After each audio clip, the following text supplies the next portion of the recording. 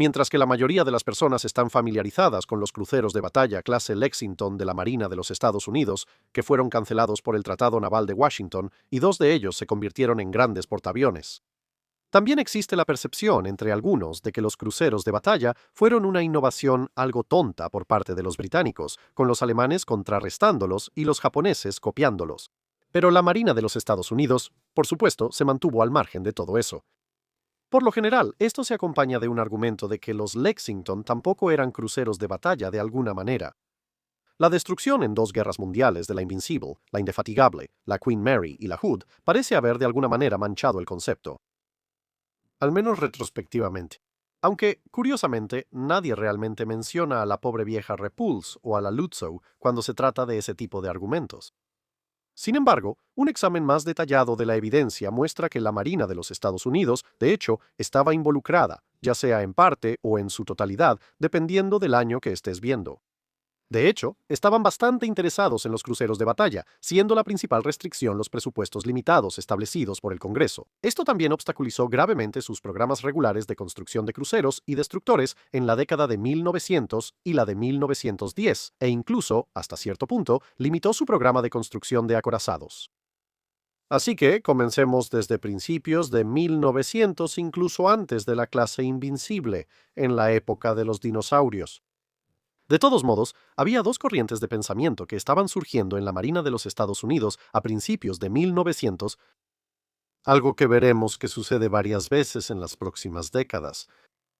Un argumento, el argumento maximalista, sostenía que la Marina de los Estados Unidos necesitaba una marina de primer nivel, pero que sería tanto más barata como más efectiva. Construir un número menor de buques excepcionalmente grandes, todos con cañones grandes, o buques con baterías unificadas a menor escala, sería más barato y efectivo que construir una mayor cantidad de embarcaciones más pequeñas. Un buque de aproximadamente 20.000 toneladas con una docena de cañones de 12 pulgadas se comparó con el diseño más reciente de acorazado Pre-Dreadnought de la Marina de los Estados Unidos, los Connecticut. Y se estimó que 10 de los superbuques, cada uno capaz de alcanzar 22 nudos, resultarían aproximadamente un 20% más baratos, además de proporcionar una formación general considerablemente más poderosa que 20 Connecticut. Junto a esto, se reconoció que las unidades de exploración más rápidas eran útiles, pero que, dado que Estados Unidos no tenía una gran flota mercante que proteger, como sí la tenía el Imperio Británico, entonces, en lugar de construir unos pocos cruceros protegidos pequeños y relativamente patéticos, la Marina de los Estados Unidos debería invertir el dinero, idealmente, en más de los grandes y rápidos acorazados, o bien en una versión modificada de los grandes cruceros acorazados que en ese momento estaban siendo diseñados y construidos. Se sugirió que, dado que los grandes acorazados ya serían tan rápidos como muchos de los diseños existentes de cruceros acorazados, incluyendo los Pennsylvania y Tennessee, que eran lo más nuevo y lo mejor de la Marina de los Estados Unidos, según se pensaba. Estos últimos deberían ser modificados eliminando todos sus cañones, excepto la batería principal y algunas armas básicas contra torpederos. La batería principal entonces sería algo aumentada, ya sea usando torretas triples en lugar de dobles o potencialmente añadiendo una o dos torretas dobles adicionales, siendo los cañones de 10 pulgadas en la última generación de cruceros acorazados de la Marina de los Estados Unidos. Toda la coraza, excepto la de las torretas, la cubierta y el cinturón blindado de la línea de flotación, también sería retirada, y esto se usaría para mejorar la protección del cinturón blindado de la línea de flotación. Con todos los ahorros de peso de estos dos esfuerzos, además de un aumento en el tamaño, destinados a más maquinaria para lograr mayor velocidad. Ahora, esto es bastante reconocible como un crucero de batalla en concepto, incluso si el nombre en sí aún no se había popularizado. El otro enfoque, algo más minimalista, de manera independiente, llegó a una idea similar a la de los cruceros acorazados clase Tsukuba e Ibuki de la Armada japonesa, es decir, una nave relativamente rápida con un par de torretas dobles de 12 pulgadas que reemplazaría explícitamente a los cruceros acorazados en la Armada de los Estados Unidos, y formaría una fuerza suplementaria para la línea de batalla. Sin embargo, a diferencia de los barcos japoneses, que eran simplemente cruceros acorazados más grandes y con mayor armamento, el diseño de la Armada de los Estados Unidos fue denominado acorazado rápido y esencialmente sacrificaba algo de armamento en comparación con la creciente demanda de diseños con solo cañones grandes, a favor de la velocidad, con una protección mucho más cercana a la de un acorazado que a la de un crucero acorazado. Imagina, por ejemplo, un Connecticut alargado o un South Carolina ligeramente menos armado. Fue esta última idea la que ganó más fuerza cuando la propuesta de la flota monstruosa se topó con los problemas reales de voluntad política y, por lo tanto, de presupuesto, y desde 1904 hasta 1906 se esbozaron varias opciones sobre la idea del acorazado pequeño y rápido. Algunos eran más parecidos a los cruceros acorazados ampliados de la Marina japonesa, otros seguían el concepto más original de acorazado alargado. Por lo tanto, el armamento también variaba, con algunos proponiendo un par de torretas dobles de 12 pulgadas, mientras que el entonces teniente comandante, William Sims, sugería un barco de 23 nudos con no menos de 9 cañones de 10 pulgadas en 3 torretas triples. Sin embargo, a medida que las verdaderas especificaciones de la clase Invincible comenzaron a hacerse evidentes para personas que no estaban en la Armada Real Británica, las opiniones empezaron a divergir una vez más, pero ahora en direcciones completamente diferentes. En una interesante inversión de la justificación de Fisher para los cruceros de batalla, algunos oficiales de la Marina de los Estados Unidos argumentaron que un barco al estilo Invincible sería el corsario perfecto, ya que la mayoría de las armadas utilizaban un mayor número de cruceros protegidos y acorazados, más pequeños y lentos, en estaciones en el extranjero. E incluso algunos de los acorazados más antiguos que a veces se usaban allí como buques insignia de estación serían completamente incapaces de enfrentarse a una nave así, destruyendo las flotas mercantes cercanas. Sin embargo, la Junta General de la Marina de los Estados Unidos y algunos otros grupos y oficiales de alto rango parecen en este punto no haber entendido en absoluto lo que realmente era un crucero de batalla. Hubo muchas discusiones internas como resultado de la defensa del tipo Invincible, pero con la Junta considerando la utilidad del buque directamente en la línea de batalla. ¿En qué momento? Su protección y poder de fuego reducidos fueron ampliamente condenados, y con razón.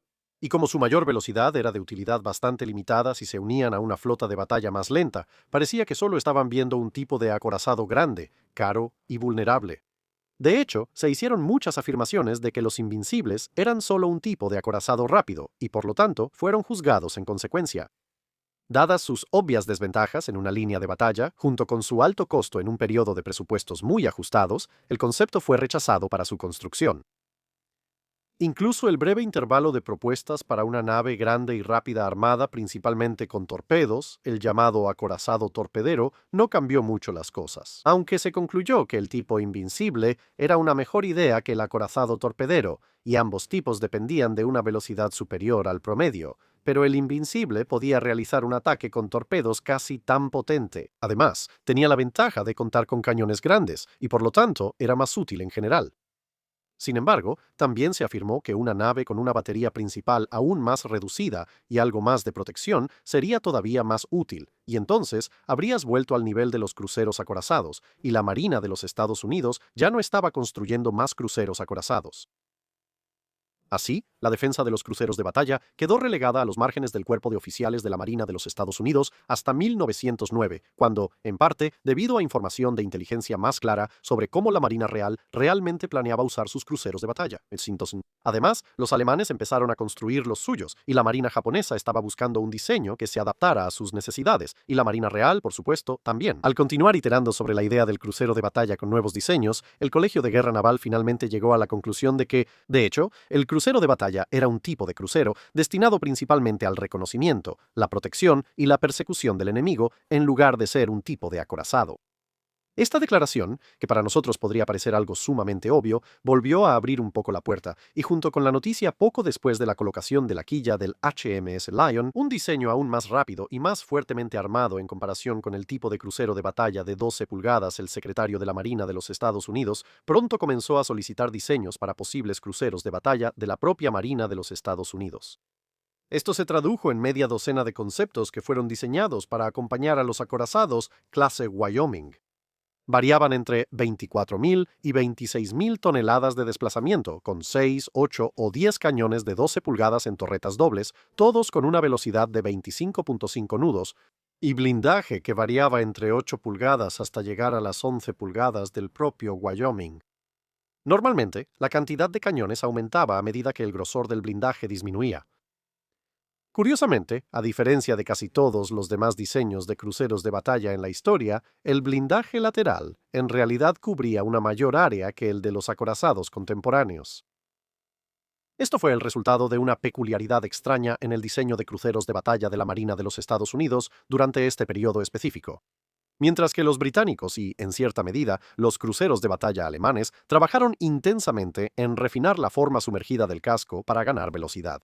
Así como optar por una relación de eslora a manga más fina, mucho más en línea con sus cruceros, la mayoría de los planes de la Marina de los Estados Unidos tendían a optar por un método más de fuerza bruta, simplemente tomando el casco de un acorazado existente y haciendo el barco más largo, con muy pocos otros refinamientos.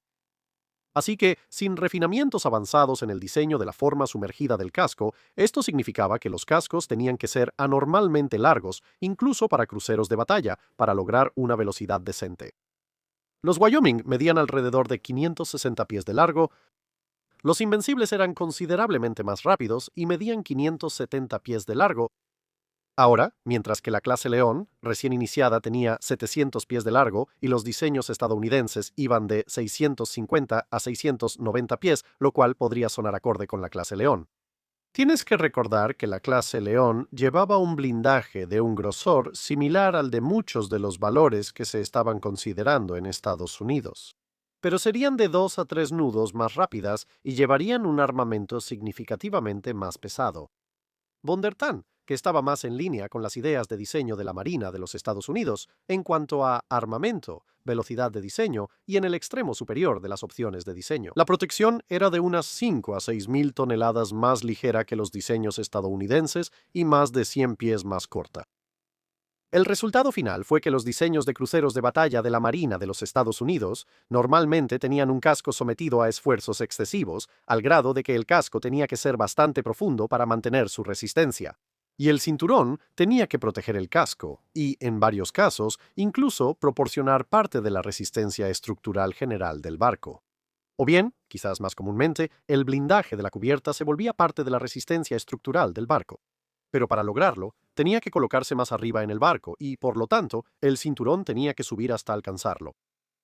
Al final, los presupuestos limitados y la Junta General seguía siendo hostil en términos generales, significaron que estos diseños también fueran archivados.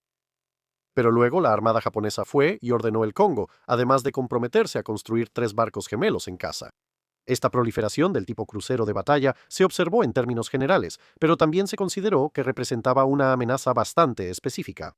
Dado que los británicos y los alemanes estaban claramente en competencia directa, el conflicto naval más probable que involucrara a uno de ellos tendría al otro en el bando opuesto, y así, hasta cierto punto. La Marina de los Estados Unidos no pensaba que tenía que preocuparse tanto por sus cruceros de batalla, ya que los barcos británicos y alemanes probablemente terminarían luchando entre sí. Pero la Marina Imperial japonesa, con un escuadrón de cruceros de batalla, representaba una amenaza directa para las ambiciones de la Marina de los Estados Unidos en el Pacífico. Y cualquier crucero acorazado de la Marina de los Estados Unidos que estuviera estacionado allá, tal vez en Filipinas, sería sumamente vulnerable ante ellos. Y así, les gustara o no, parecía que la Marina de los Estados Unidos iba a verse obligada a tener cruceros de batalla. Y así, en 1911 se hizo el llamado para un nuevo diseño.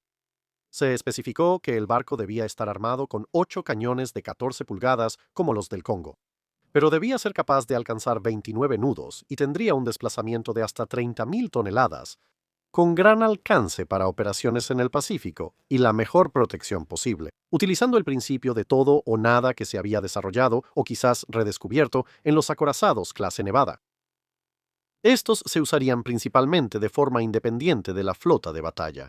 Algunos sugerían que el escuadrón de cruceros de batalla de la Marina de los Estados Unidos, recién creado, podría recorrer el Pacífico y así representar por sí mismo una amenaza suficiente para la Marina japonesa, para, al menos, mantener a los japoneses en vilo, hasta que la flota principal de los Estados Unidos pudiera llegar desde el Atlántico, y tal vez incluso podrían acabar con buques japoneses aislados y pequeñas formaciones. Esto provocó que se produjera una gran cantidad de diseños, teniendo como elementos invariables los 8 cañones principales de 14 pulgadas y una cifra de combustible, que se resumía en requerir suficiente combustible para navegar 8.000 millas náuticas a velocidades estándar de crucero en línea de batalla, más combustible adicional para que el barco pudiera operar durante 24 horas a máxima potencia.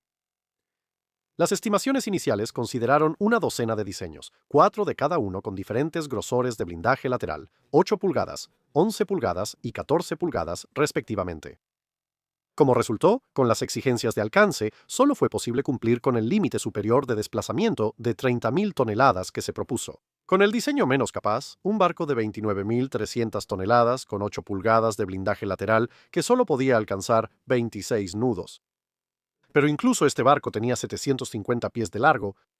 Cada conjunto de 4 diseños analizaba barcos capaces de 26, 28 y 32 nudos con la opción de 32 nudos representada por dos subopciones. Uno con el alcance requerido de 8.000 millas náuticas, más un día a máxima potencia, y el otro con poco más de 11.500 millas náuticas de alcance.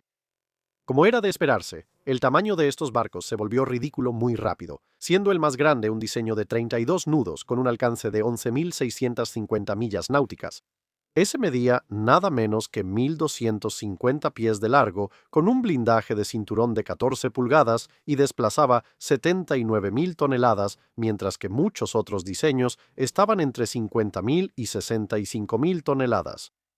Una buena parte de esto se debía a la espiral de exigencias causadas por el requisito de velocidad y alcance en un casco relativamente básico, lo que llevó a un casco muy largo, como mencioné antes, lo que a su vez provocó un gran esfuerzo en el barco, llevando a incorporar la cubierta y, hasta cierto punto, el blindaje lateral en la estructura del barco, lo que resultó en vastas áreas cubiertas de blindaje, lo que aumentaba aún más el peso, lo que incrementaba el esfuerzo y así sucesivamente. Incluso un intento de mitigar esto, elevando el blindaje de la cubierta solo unos cientos de pies en el centro del barco, seguía teniendo el problema de que el blindaje lateral recorría más de 3/4 partes de toda la longitud del barco. El hecho de que en esta etapa, la propulsión se debía a grandes calderas de tubo y turbinas de accionamiento directo, en lugar de calderas de tubo pequeño y turbinas engranadas. Esto aparecería en los buques capitales posteriores. En la segunda mitad de la década de 1910, esto agravó estos problemas, ya que significaba que se necesitaba un espacio inmenso para la maquinaria. Dado que la mayoría de estos diseños simplemente no cabían en ningún dique seco estadounidense existente, la especificación fue revisada, tomando como base el segundo de los diseños blindados de 11 pulgadas. Este era capaz de alcanzar 29 nudos y desplazaba poco más de 47.000 toneladas con una eslora de 990 pies. Bueno, un poco más que eso. Pero ¿quién está contando? Esto se reduciría a 900 pies de eslora con un alcance de 8.000 millas náuticas. Además, podía mantener 24 horas a máxima velocidad, con un armamento secundario incrementado de 5 a 6 pulgadas, porque operaría con mayor independencia y tendría algunos tubos lanzatorpedos. Intentar cumplir con este requisito resultó en un barco algo más corto, aunque todavía tenía 950 pies de largo. Y el peso en realidad terminó aumentando ligeramente debido a la necesidad de una planta motriz más potente, por la proporción algo menor de longitud a ancho. Dado que este diseño solo mejoró marginalmente los problemas de infraestructura, lo que significaba que un solo dique seco que se estaba construyendo en Pearl Harbor apenas podía recibirlo, se dejó de lado. Parece que se hizo un último boceto, que redujo el blindaje lateral en 1 pulgada, quedando en solo 10 pulgadas. Así como algunos otros pequeños cambios, que lograron reducir el desplazamiento a poco más de 42.000 toneladas y la eslora a 920 pies. Pero esto todavía se consideraba demasiado grande y costoso para la capacidad ofrecida, y no se hizo nada más, aparte de dejar una nota de que la misión cambiaría de operaciones independientes a reconocimiento de largo alcance y exploración para la flota en el futuro. Y el armamento de los futuros diseños iba a ser ya sea de 10 cañones de 14 pulgadas, presumiblemente en una configuración al estilo Nevada, o 8 cañones de 16 pulgadas en 4 torretas dobles. Las cosas se calmaron un poco después de esto, pero poco tiempo después estalló la Primera Guerra Mundial, y los cruceros de batalla participaron en muchas de las primeras acciones, demostrando su capacidad para destruir completamente a cruceros más pequeños. Esto hizo que la afirmación previa de la Marina de los Estados Unidos de que la protección de la flota podían ser realizadas únicamente por la flota de cruceros fuera completamente insostenible, y la necesidad de cruceros de batalla en esa protección de la flota se volvió cada vez más obvia. Una vez más, el pensamiento se dividió en dos líneas. En 1915, esto resultó en lo que podrías llamar los diseños de gama alta y baja. En el extremo superior hubo otro intento de crear un crucero de batalla a gran escala, ahora armado con 8 cañones de 16 pulgadas. Al reducir significativamente el francobordo a lo largo de la nave, fue posible evitar la necesidad de hacer que el blindaje formara parte de la estructura básica del barco. Y así se probó un cinturón de blindaje de poca altura de 13 pulgadas entre las torretas, con una cubierta protegida muy pesada al nivel de las torretas y que se extendía un poco más allá de ellas. Esta última tenía pendientes de 8 pulgadas y un cinturón submarino estrecho de 10 pulgadas, mientras que el cinturón de 13 pulgadas, como dijimos, permanecía entre las torretas superpuestas sobre la maquinaria en su mayor parte. Aún capaz de alcanzar 29 nudos, este nuevo diseño tenía un desplazamiento de 56.500 toneladas y más de 1.060 pies de largo. Era un par de miles de toneladas más ligero y considerablemente mejor armado que su predecesor más similar en la serie de diseños de 1912, pero seguía siendo demasiado grande y costoso. Una idea era abandonar completamente el blindaje lateral convencional en favor de simplemente extender la cubierta blindada pesada a lo largo de toda la nave, esencialmente convirtiéndola en un crucero protegido gigantesco. Se ahorraron unos 18 metros de longitud y 4.000 toneladas de peso, mientras que la velocidad aumentó aproximadamente en un nudo. Pero seguía siendo demasiado grande, y tenía el problema adicional de que cualquier impacto en o por encima de la línea de flotación ahora podría causar inundaciones y, como mínimo, algún daño interno. Y el barco no tenía suficiente reserva de flotabilidad para mantenerse a flote, incluso si solo quedaba intacta su ciudadela submarina. Sin embargo, en la gama baja estaba la idea de un explorador de batalla.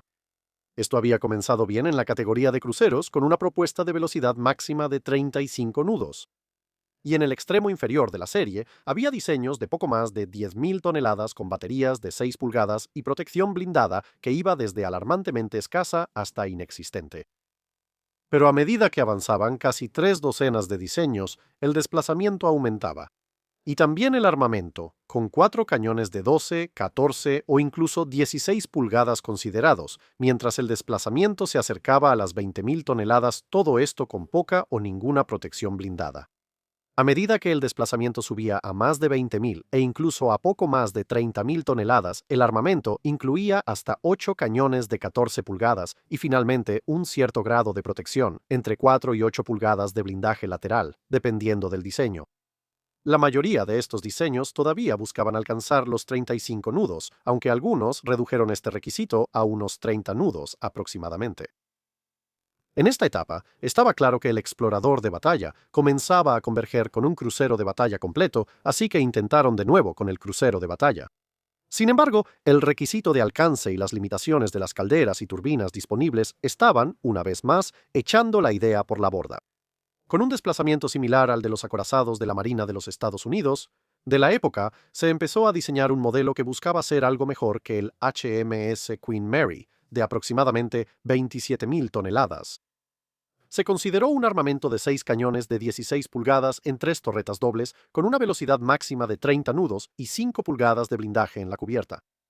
Desafortunadamente, resultó que solo con ese armamento, el blindaje para las torretas y la batería secundaria instalada se quedaron sin desplazamiento, sin ningún blindaje de cintura. Reducir el armamento a aproximadamente 8 cañones de 14 pulgadas e introducir un cinturón de 5 pulgadas de grosor que al menos protegería contra cruceros ligeros aún elevaba el desplazamiento a 35.500 toneladas. Sin embargo, este concepto general aún fue marcado para una mayor exploración. Esa exploración resultó en un diseño de 32.000 toneladas que tenía blindaje de 5 pulgadas solo sobre los espacios de maquinaria. Con una decisión bastante valiente de abandonar por completo la protección de los pañoles, gracias a que toda la munición del barco se almacenaba en las barbetas, que a su vez solo tenían 5 pulgadas de blindaje, ya que esto significaba que todos los explosivos ahora estaban muy por encima de la línea de flotación y solo detrás de 5 pulgadas de acero. Era, bastante comprensiblemente, revisado apresuradamente para incluir algunos pañoles por debajo de la línea de flotación, con el cinturón blindado extendido sobre ellos, a costa de tener mucha menos agua de alimentación de reserva y, en general, un casco más endeble.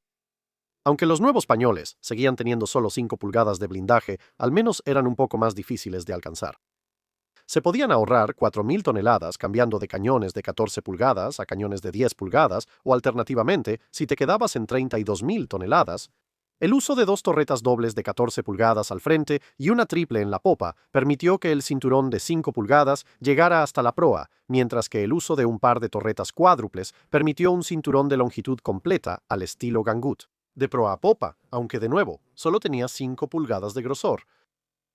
A partir de estas ideas, se decidió optar por el diseño que tenía el cinturón de 5 pulgadas cubriendo tanto la maquinaria como los almacenes de municiones. Todavía apuntaban a 35 nudos ahora con 33.500 toneladas gracias a un aumento en el armamento a 10 cañones de 14 pulgadas con torretas triples disparando por encima de las dobles, un poco como los cruceros de la clase Pensacola posteriores y por razones similares. Este sería el diseño presentado inicialmente cuando el Congreso finalmente aflojó un poco la cartera en 1916 para expandir masivamente la Marina de los Estados Unidos. Solo para que la batalla de Jutlandia detuviera inmediatamente el proceso, ya que la gente se preguntó, de manera bastante razonable, si un cinturón principal de 5 pulgadas realmente iba a evitar que los nuevos cruceros de batalla de la Marina de los Estados Unidos explotaran tan rápido o incluso más rápido que los 3 cruceros de batalla británicos que acababan de hacerlo. La Marina de los Estados Unidos defendió el diseño argumentando que los barcos británicos no habían sido destruidos por falta de protección, sino más bien por malas prácticas en el manejo de municiones. Este era un argumento algo dudoso, dado que el cinturón de 9 pulgadas de los cruceros de batalla británicos posteriores, de hecho, los había protegido de algunos impactos directos en los pañoles de municiones. Y al menos un crucero de batalla británico, el Indefatigable, se había hundido por lo que casi con certeza fue un impacto directo o casi directo en los pañoles de municiones. En ese caso, el blindaje de 5 pulgadas, de manera bastante clara y evidente, no logró salvarla. La razón del blindaje delgado se debía completamente al requisito de velocidad de 35 nudos. La enorme planta de maquinaria necesaria para esto, junto con la decisión de usar propulsión turboeléctrica, que ocupaba más espacio. De todos modos, significaba que se apilaron calderas adicionales sobre las salas de turbinas, lo que hacía que las calderas llegaran hasta el nivel de la cubierta superior, muy por encima de los límites incluso del cinturón de 5 pulgadas y por lo tanto directamente vulnerable incluso al fuego de cañones de destructores, aunque los oficiales a cargo intentaron vender la idea al menos como algo positivo, lo que significa que algunas de las calderas eran inmunes a los torpedos porque estaban demasiado altas por encima de la línea de flotación. Con los británicos finalmente decidiendo tanto mejorar el manejo de la munición como mejorar significativamente la protección de los pañoles, donde fuera posible, en los diseños existentes y, más significativamente, en los nuevos. El aumento del blindaje del Hood en construcción y el refuerzo del blindaje, un par de años después, del Renown y el Repulse. Siendo ejemplos de esto, la forma final de lo que ahora se llamaba la clase Lexington era objeto de mucho debate. La entrada de Estados Unidos en la Primera Guerra Mundial al año siguiente significó que el trabajo en los barcos se suspendiera en favor de la producción en masa de embarcaciones más pequeñas, y como resultado, el diseño pudo ser revisado varias veces. Esto presentó tanto oportunidades como desafíos. Se ejerció una fuerte presión para aumentar la batería principal de cañones de 14 pulgadas a 16 pulgadas, con un debate considerable sobre si esto significaba reducir el número de cañones. De 10 a 6, lo que también significaría perder una torreta, o de 10 a 8, lo que implicaría 4 torretas dobles. Al final, la última idea fue la que ganó. Al mismo tiempo, el uso de calderas más nuevas con tubos pequeños permitió reducir el número y tamaño de las salas de calderas, lo que hizo que la maquinaria quedara completamente protegida por el blindaje una vez más. Esto también significó que los barcos solo necesitaban 5 chimeneas en lugar de 7, con el costo total de aumentar el armamento, mientras se reducía el peso de la maquinaria, lo que significa que se necesitaban poco menos de 2.000 toneladas más de desplazamiento, con el diseño ahora quedando en poco más de 35.000 toneladas. Se consideró brevemente intentar aumentar el cinturón blindado a 9 pulgadas, lo cual, al menos a las distancias más largas prometidas por los nuevos cañones de 16 pulgadas y 50 calibres, podría ofrecer algo de protección contra proyectiles más pequeños. Y también se pensó, tal vez deberíamos tener algunas defensas contra torpedos. Pero esto reduciría la velocidad a 33 nudos y aumentaría el desplazamiento a alrededor de 45.000 toneladas. Luego, en 1918, Stanley Goodall apareció, un arquitecto naval británico y más tarde director de construcción naval, y rápidamente le mostró a la Marina de los Estados Unidos cómo se diseñó el Hood. Impresionados por los niveles de poder de fuego y protección de un acorazado, con la velocidad de un crucero de batalla, la Marina de los Estados Unidos utilizó su experiencia para diseñar su propia versión de lo que veían en el Hood, una combinación de acorazado y crucero de batalla.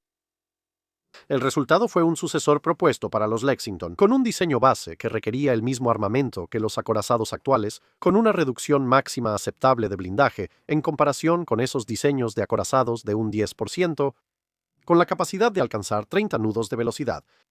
Usando propulsión turboeléctrica, el concepto de Goodall de un cinturón blindado inclinado de aproximadamente 11 a 12 pulgadas de grosor casi igualaba el cinturón vertical de 13.5 pulgadas de los acorazados estándar estadounidenses, y los 12 cañones de 16 pulgadas del South Dakota de 1920 fueron añadidos al barco. Para presentar dos diseños, uno de 48.500 toneladas y otro de 53.000 toneladas, las principales diferencias eran la longitud y los detalles finos de la disposición del blindaje. Pero estos no se llevaron a cabo, ya que empezaron a sentirse las restricciones económicas de la posguerra.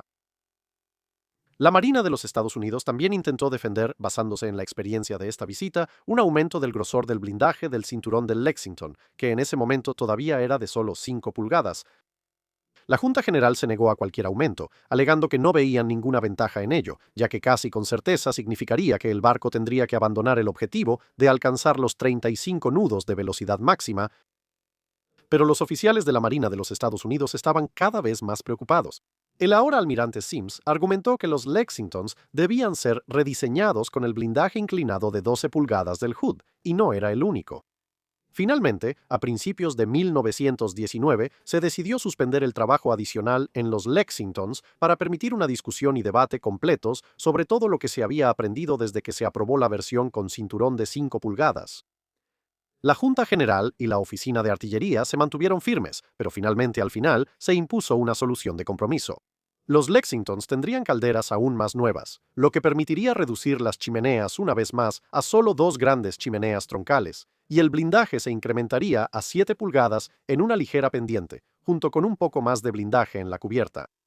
Esto significaba que el desplazamiento objetivo aumentaría a 42.500 toneladas y la velocidad bajaría a poco más de 33 nudos. Pero eso marcaría el final del desarrollo de cruceros de batalla de la Marina de los Estados Unidos, ya que los Lexington serían cancelados como resultado del Tratado Naval de Washington, y Lexington y Saratoga serían convertidos en portaaviones. Bajando el telón sobre un conjunto bastante interesante de posibles desarrollos que tenían algunas buenas ideas y, sinceramente, también algunas francamente terribles. Eso es todo por este video, gracias por verlo. Si tienes algún comentario o sugerencia sobre algún barco para reseñar, haznoslo saber en los comentarios abajo.